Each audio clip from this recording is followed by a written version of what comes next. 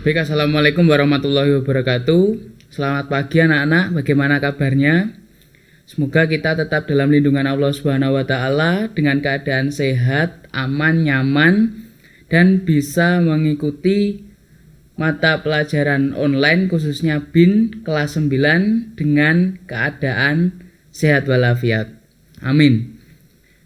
Ya, materi kita hari ini yang pertama adalah menelaah dan menulis tentang cerita pendek atau sering kalian temui yang bernama cerpen. Nah, hari ini sebelum kita memulai pelajaran, kita berdoa terlebih dahulu agar apa yang kita pelajari dan simak benar-benar bermanfaat dan diberi ridho oleh Allah, diberi kelancaran agar kita bisa mengerti dan juga memahami. Bismillahirrahmanirrahim.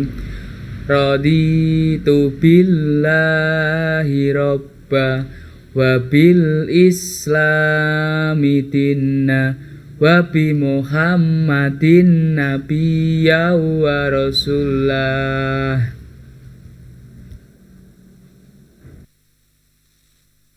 Nah, yang pertama yaitu tentang kompetensi dasar. Kompetensi dasar hari ini 3.6 yaitu menelaah struktur dan aspek kebahasaan. Dari apa, Pak? Dari cerita pendek, yaitu cerpen, baik yang dibaca maupun yang didengar. Nah, selanjutnya untuk kompetensi dasar 4.6 yaitu mengungkapkan pengalaman dan gagasan dalam bentuk cerita pendek.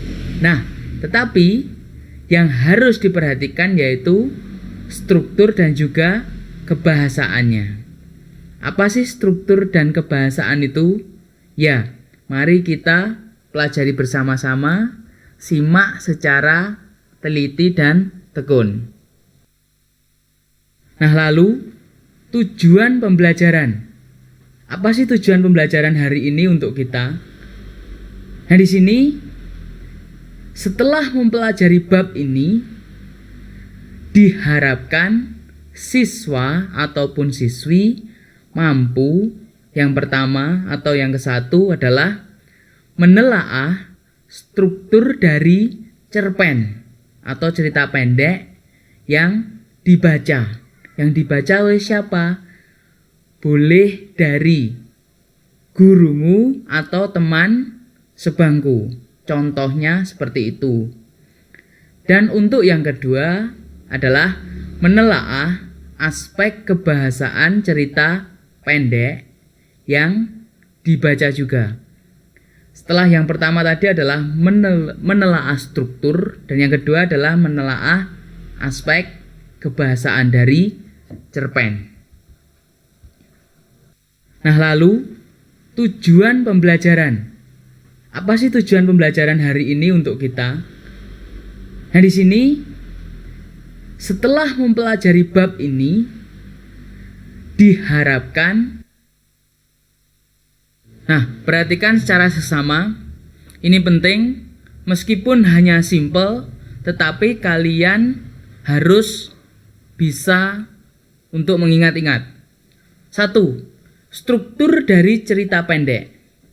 Nah, teks cerita pendek itu berbentuk narasi atau cerita. Narasi itu sama juga dengan cerita. Oleh karena itu, sebagaimana teks sejenisnya, maksudnya bagaimana Pak sejenisnya? Ya, yang berbentuk cerita. Oleh karena itu, cerita pendek dibentuk sebagian berikut ini. Nah, ini strukturnya. Struktur itu apa? Ayo, ingat-ingat. Struktur itu sama juga dengan bagian. Nah, ini terbagi menjadi 3. Strukturnya yang pertama yaitu orientasi.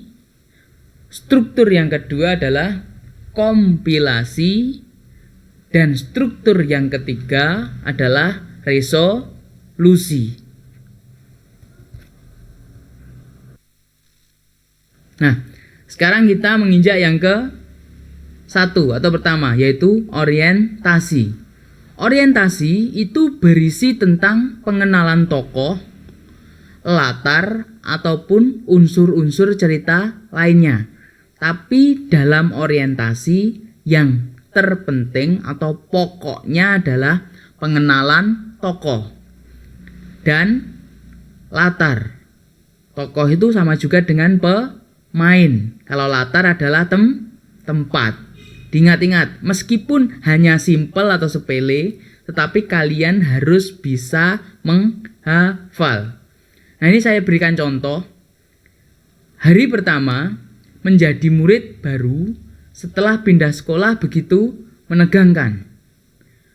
Aku melangkahkan kakiku dengan berat hari. Kikuk dengan segala hal baru membayangi pikiranku.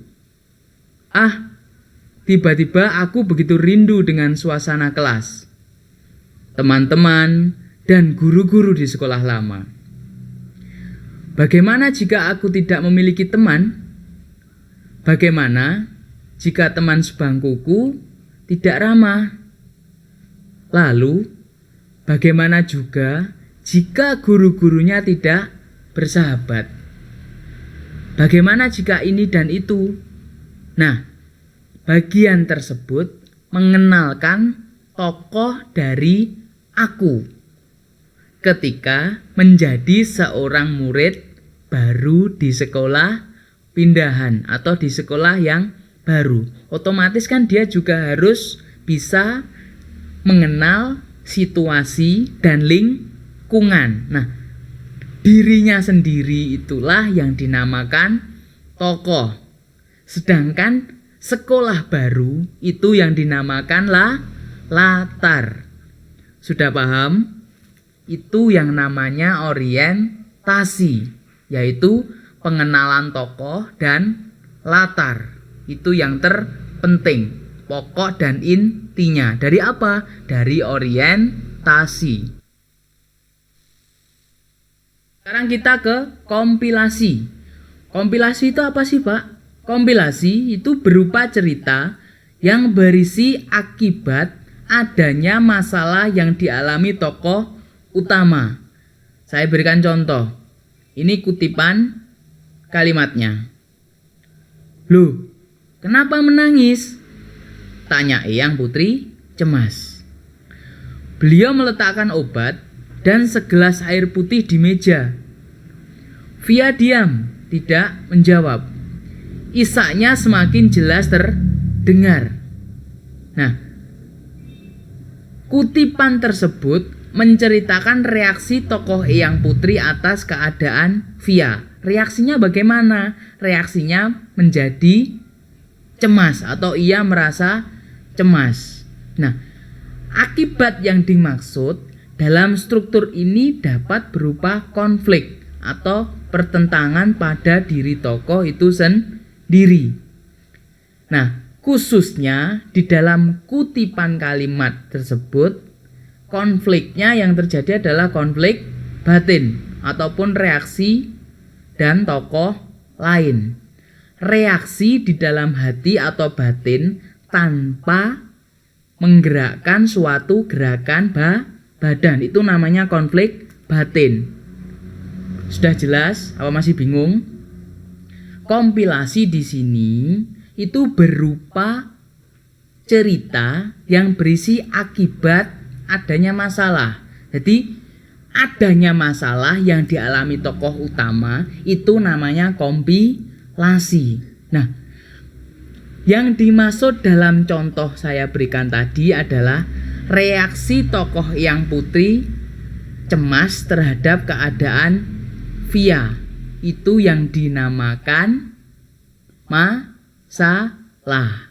Nah, pada kutipan yang saya berikan contoh itu, konfliknya yang terjadi adalah konflik batin atau yang menimbulkan reaksi. Reaksi dari siapa? Dari tokoh lain. Tokoh pertama adalah Via, tokoh lain adalah Eyang Putri. Begitu ya, itu namanya kompilasi.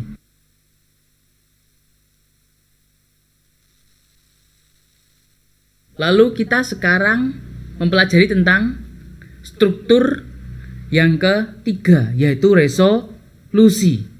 Resolusi itu menceritakan penyelesaian dari masalah yang dialami oleh tokoh.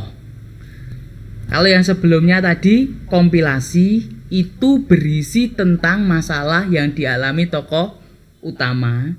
Jadi berlangsungnya masalah atau timbulnya masalah itu namanya kompilasi.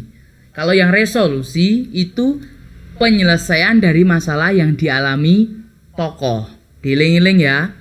Bisa diingat-ingat juga, menceritakan penyelesaian dari masalah yang dialami tokoh. Contoh dari kalimatnya saya bacakan. Dulu, kalau Eyang kecewa terhadap seseorang, Eyang menulis semua hal tentang orang tersebut. Semua kenangan yang manis ataupun yang tidak menyenangkan. Biasanya begitu selesai menulis, hati Eyang lega, pikiran pun menjadi jernih, sehingga Eyang bisa menilai orang itu dengan tepat. Via mau mencoba cara ini. Tulislah kenangan tentang Bunda. Mudah-mudahan Via akan menemukan jawaban tersebut. Eyang ke dapur dulu ya. Itu contoh dari resolusi atau penyelesaian dari masalah. Pak, penyelesaiannya bagaimana? Penyelesaiannya Via diberi tips atau contoh untuk menenangkan hatinya dengan cara menulis agar hatinya lega, lupa akan sebuah masalah yang sedang dihadapi. Itu namanya resolusi. Gampangannya, kalau orientasi tadi pengenalan dari sebuah tokoh ataupun latar tempat. Kalau kompilasi itu berisi tentang masalah yang dialami oleh tokoh utama. Ingat-ingat, kompilasi itu tokoh utama. Sedangkan kalau resolusi itu adalah penyelesaian dari masalah.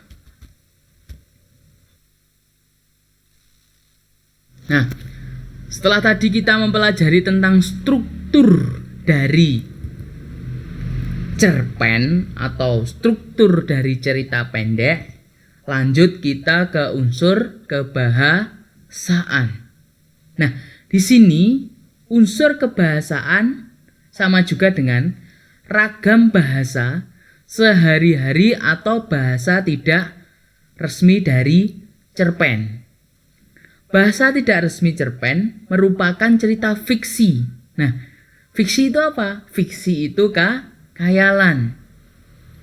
Bukan karangan ilmiah non-fiksi yang harus menggunakan bahasa resmi. Nah, cerpen mengisahkan kehidupan sehari-hari. Kalimat ujaran langsung yang digunakan sehari-hari membuat cerpen terasa lebih nyata.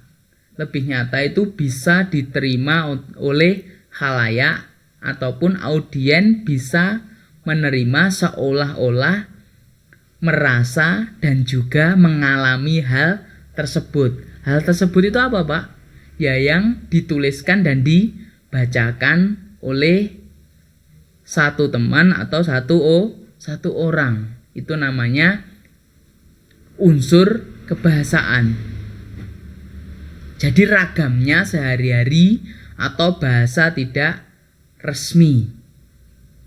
Itu pengertian dari unsur kebahasaan. Nah, lanjut ke kosakata.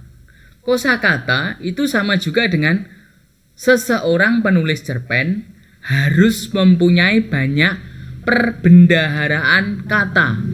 Kalau kalian masih bingung dengan istilah perbendaharaan kata, yang dimaksud penulis cerpen harus mempunyai banyak pilihan kata. Sehingga apa? Tidak menumpuk atau mengulang sebuah kata dalam satu kalimat. Nah, di sini pilihan kata atau diksi sangatlah penting karena menjadi tolak ukur kualitas cerpen yang dihasilkan. Nah, diksi menambah keserasian antar bahasa dan kosakata, baik yang dipakai dengan pokok isi cerpen yang ingin disampaikan kepada pembaca. Itu namanya kosakata. Intinya, kalau jadi penulis cerpen itu harus punya referensi kata sehingga menjadikan sebuah kalimat itu tersusun menjadi paragraf yang rinci, yang baik, teliti dan bagus. Tentunya mempunyai kualitas. Itu yang dinamakan kosakata. Nah, tidak kalah pentingnya yaitu majas. Majas itu apa sih, Pak? Majas itu sama juga dengan gaya bahasa. Nah, di sini gaya bahasa itu sama juga dengan peristiwa pemakaian kata yang melewati batas-batas maknanya yang lazim atau menyimpang dari arti harfiahnya. Nah, ini harfiah itu artinya sama juga dengan pemilihan kata. Itu namanya harfiah atau bentuk tidak baku. Diingat-ingat, harfiah itu sama juga dengan bentuk tidak baku. Nah, selanjutnya majas disebut juga bahasa berkias yang dapat menghidupkan atau meningkatkan efek dan menimbulkan konotasi tertentu. Konotasi itu sama juga dengan nada atau gaya bahasa yang disebut majas. Ingat-ingat. Setelah majas, yang perlu kita pelajari, yang perlu kalian perhatikan yaitu kalimat deskriptif. Ini pelajaran kelas 7. Kalimat deskriptif adalah kalimat yang melukiskan atau menggambarkan sesuatu. Gampangannya kalau kalimat deskriptif itu menggambarkan suatu objek. Nah, di dalam cerpen kalimat deskriptif digunakan untuk menggambarkan suasana, tempat, tokoh dalam cerita. Itu gunanya kalimat deskriptif dalam penulisan atau penyusunan sebuah cerpen. Nah, untuk tugas besok dikirim langsung ke wali kelas masing-masing. Nah, pelajaran hari ini cukup sekian. Semoga apa yang kita pelajari benar-benar bermanfaat dan barokah.